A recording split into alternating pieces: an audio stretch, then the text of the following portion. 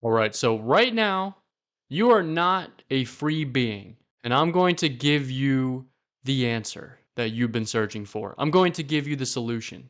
Meditation is the practice of self liberation. It was the solution that I used to transcend my suffering.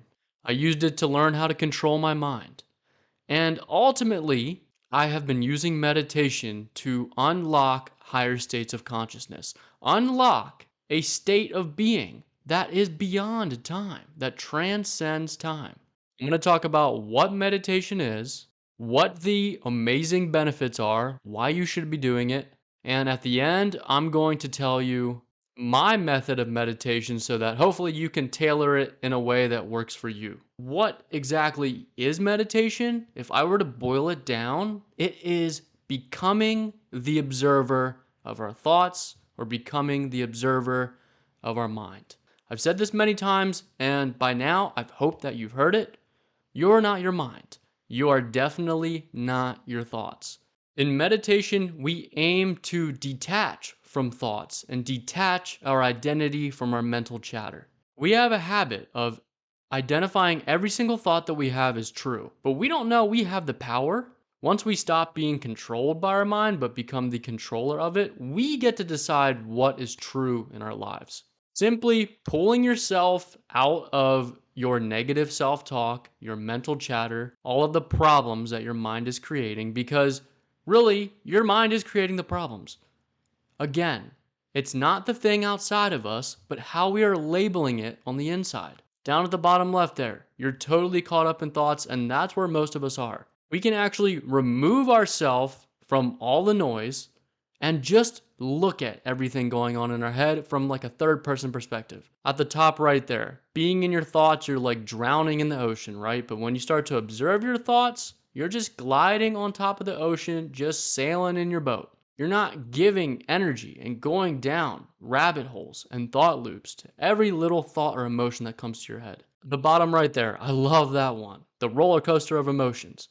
You are watching the emotional roller coaster within without getting on it. In meditation, we observe how we think. We observe why certain thoughts arise and how they trigger more thoughts, why insecurities or anxieties are happening, what is the root of those. We observe how we are creating our own limitations. And the goal of meditation is, can you observe? Can you just be without being caught up in that stream of thoughts? And we are detaching our identity from our thoughts. Thoughts arise, but you don't have to give them power. Most of the thoughts that we have will be taking us off in some other realm, some other universe, rather than the here and the now.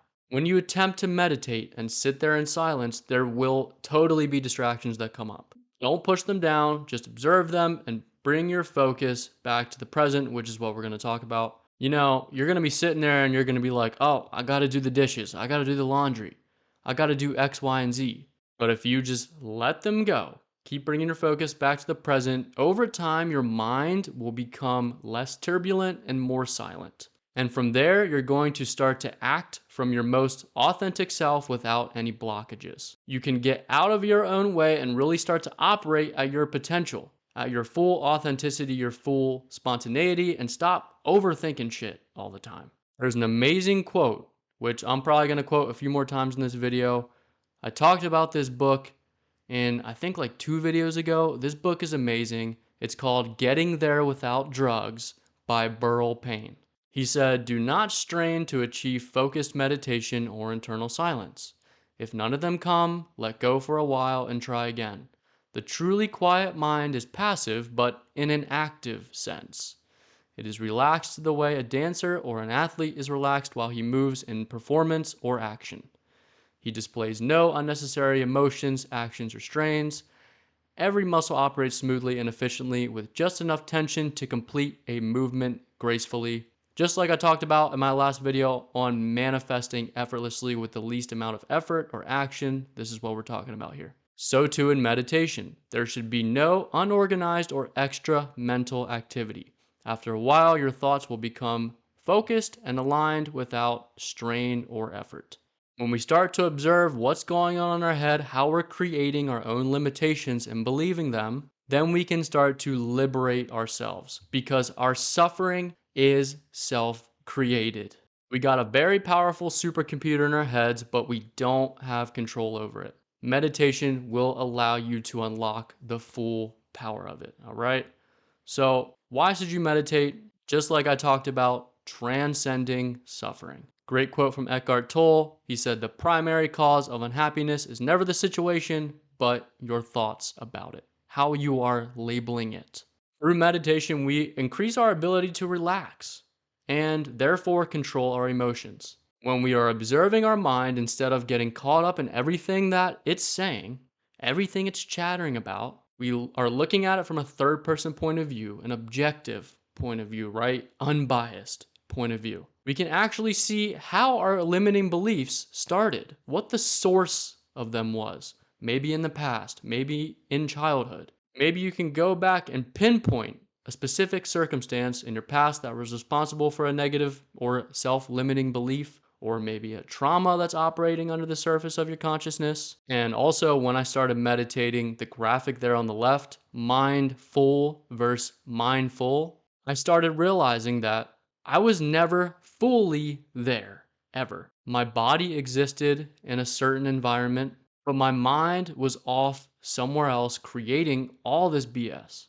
And that is why we suffer. Practice of controlling your focus, realizing when your mind is straying and bringing it back to the full present.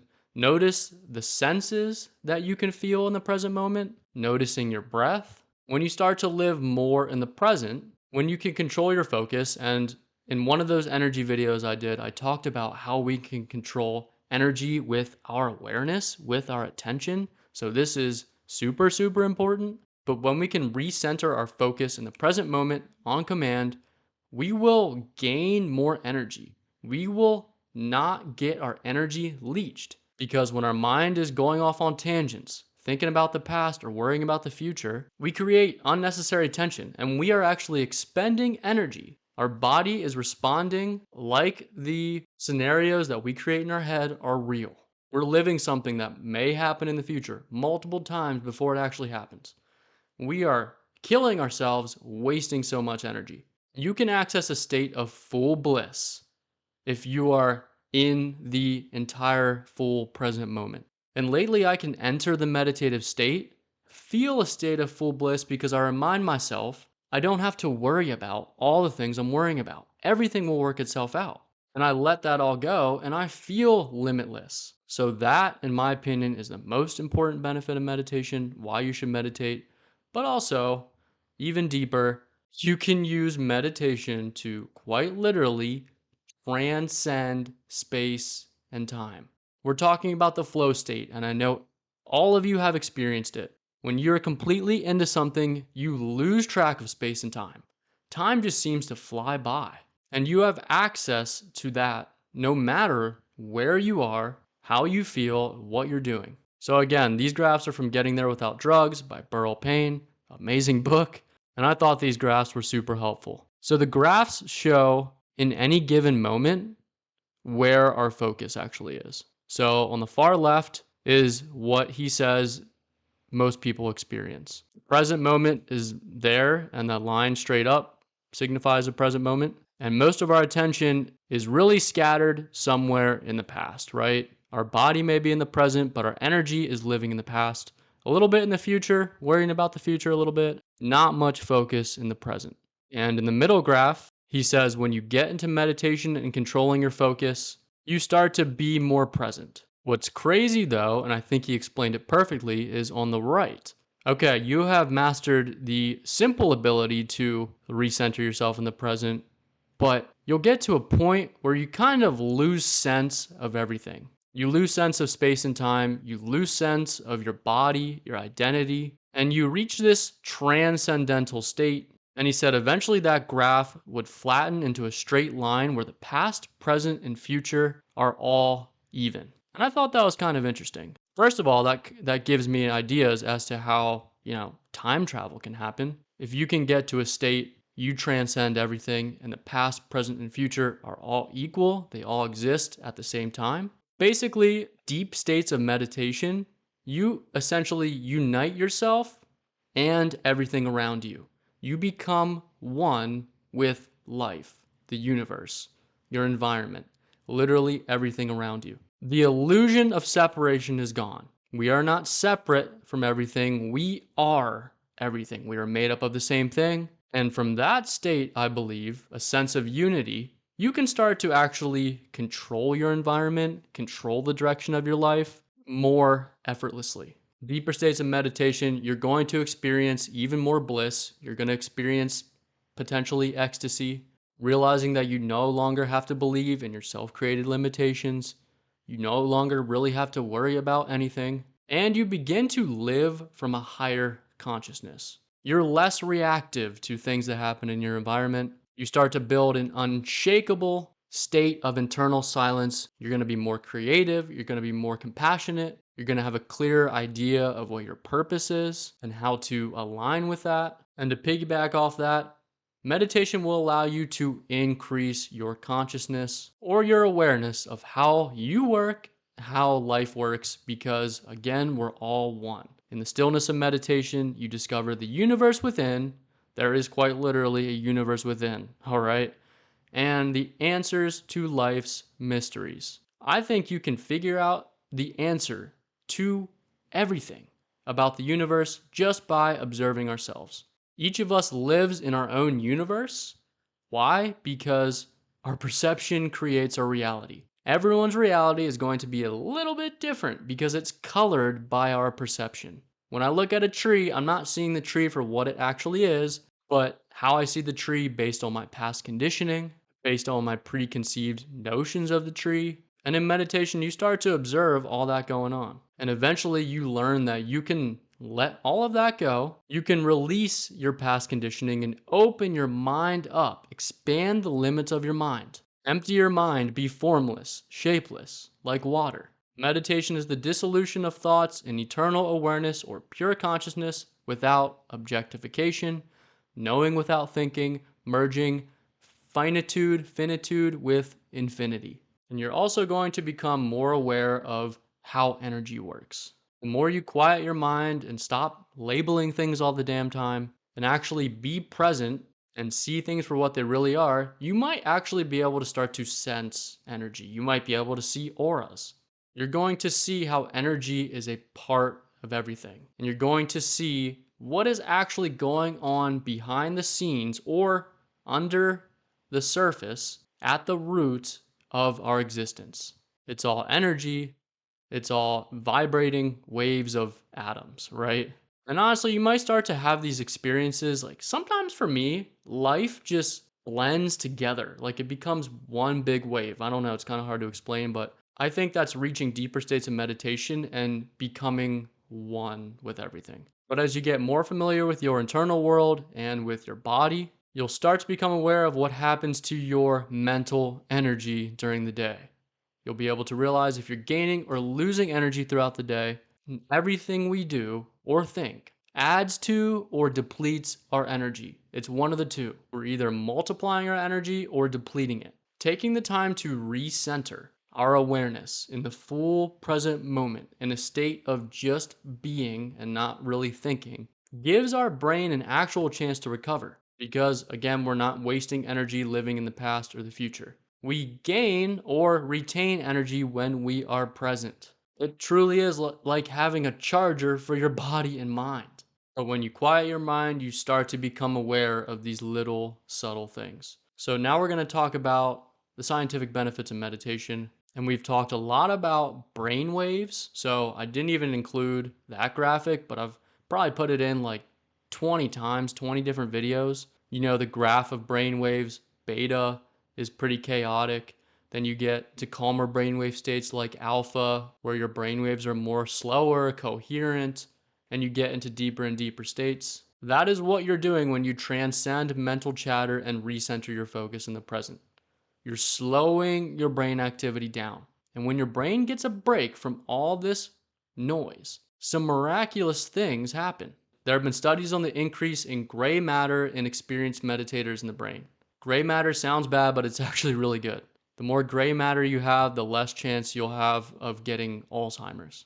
Increased gray matter means that we become more self aware, we get better focus, and therefore more brain power, and we are more compassionate. Another amazing benefit of meditation is syncing both sides of the brain, the left and right hemispheres, logic and intuition. When our brain works in harmony and we're not too logical or too intuitive, that is like the height. That is like maximum brain function. That's like genius level brain function. We get access to a whole lot more creativity, and the intuitive impulses that you get can actually be grounded and put into existence through logic, the balance there. Meditation allows us to become a lot more neuroplastic. So as we get older, our brain becomes less neuroplastic, less able to form new synaptic connections and learn new things, break old habits, break patterns, and get out of our routines, get out of the things that are keeping us stuck. Meditation makes our brain more flexible. Experienced meditators can also control their nervous system.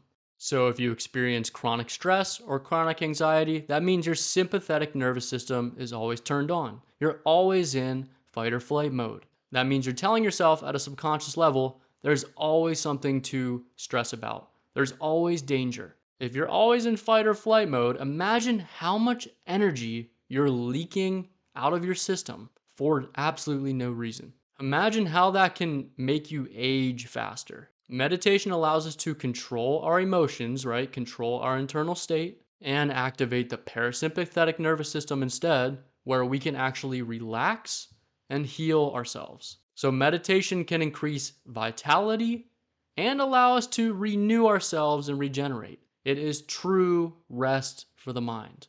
And just imagine how creative you could be. Because if you're in the full present moment, you're acting spontaneously, your mind is silent, it's not turbulent, you can start to channel ideas. You can start to channel inspiration. Your intuition will start to become clearer. You'll start to be able to listen to your soul more and get answers from your soul, guidance from your soul. So now I'm going to talk about how I meditate. And I'll tell you, this is my method, but please experiment on your own. So, first, I always start with my breathing. I turn my attention from everything I'm stressing over or everything I'm worried about, whatever my mind is chattering about. I just focus on my breathing. You can do box breathing, I'm sure you've heard of that. Or I like to just count to 6. For some reason, it helps me stay more present. And so as I'm sitting there, close my eyes, breathe in, and as I'm inhaling, I count to 6.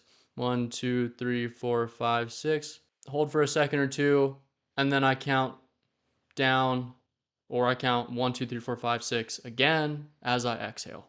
Now, as I'm breathing, and this part is probably the most powerful for me, I consciously loosen every single part of my body and I let go of all the tension in my body. For some reason, that signals to my brain that I'm safe and I don't have to worry. For some reason, when I loosen everything up, I really do feel limitless. So shake it all out, let go of all the tension. And then I start to become aware of things that I notice in my environment, like things that I hear. You could go through all the senses. I also will tune into specific parts of my body and see how that feels. Like I'll tune into my heart. You can tune into specific organs. How are my toes? Is my jaw clenched? Practicing actually being there in your environment. And then again, that's where that feeling of limitlessness comes in. And that's when I really reach a centered and grounded state. Grounded in reality, one with reality, transcending whatever my mind was telling me to worry about. And whenever my focus strays, I just remember that my mind is creating shit, all right? And I bring my focus back to my breathing. And really, you only need to go 5 to 10 minutes, all right? The goal shouldn't be to increase your length of meditation session. Like, oh, I want to go 30, 40 minutes. That's cool, but in my mind, kind of a waste of time. The goal is to gain the ability to recenter yourself in a state of full peace when you're out there living life and your mind is going on tangents.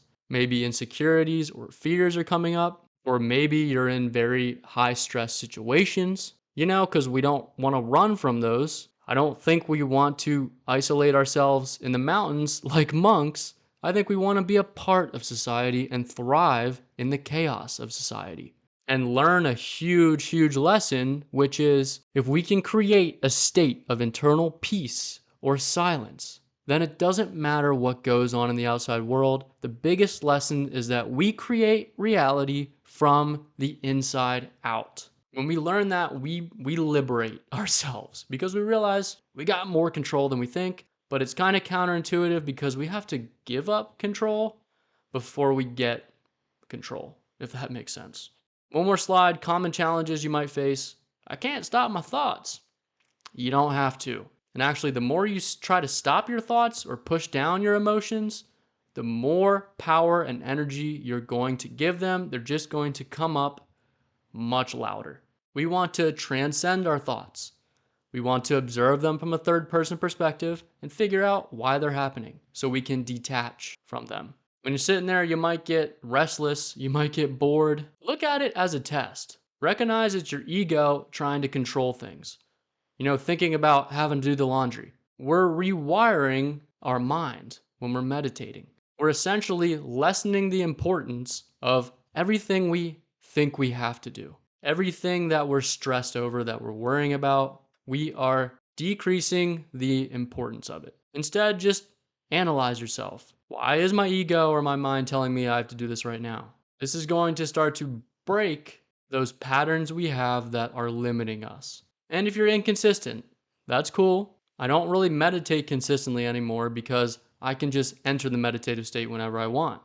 But when you first start, you're going to want to be consistent. So just commit to like 5 minutes. Or, and this one was big for me too, stack it in with other habits.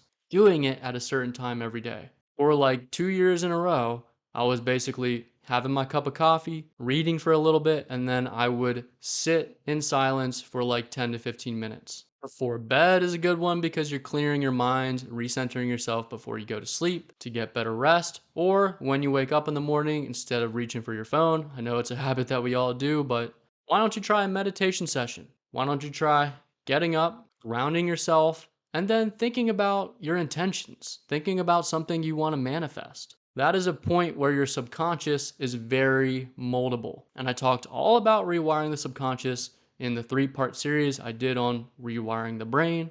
Please, I encourage you, if you got value from this video, you are going to enjoy my other videos, especially the more recent, longer form ones where I'm trying to get more informative. I'm trying to provide more value. So hopefully this helped you out. Please let me know in the comments what you think. I want feedback. And thank you for the continued support. I'm over 1,000 subscribers. Very much appreciate it. See ya.